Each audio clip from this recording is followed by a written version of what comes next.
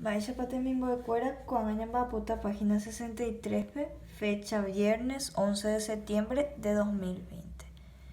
Ya también vamos a ver qué tenemos acá para aprender su nombre en guaraní. ¿Qué es lo que veo? Veo un sol. Sol se dice cuarajı. Acá está escrito abajo. Cuarajı.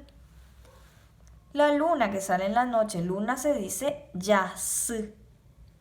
La nube es araí.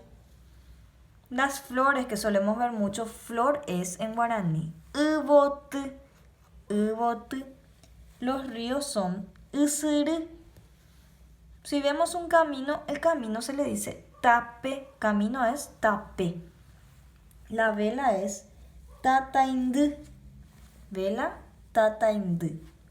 Si veo un zapato, y este les va a sonar más fácil porque le parece mucho. Zapato es zapatú.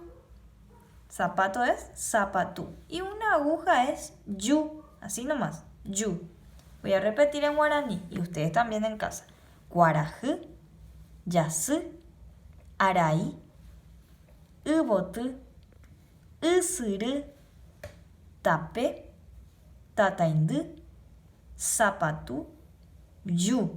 Esas son las palabras que hoy vamos a aprender. Recuerden que siempre es repitiendo, mostrándole a alguien. Pueden mirar el dibujo y tratar de recordar.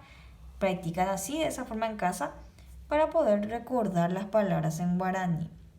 ¿Sí? Recuerden que zapatú con sonido de la S es zapatú. ¿Sí? Todo esto entonces por hoy. PPT.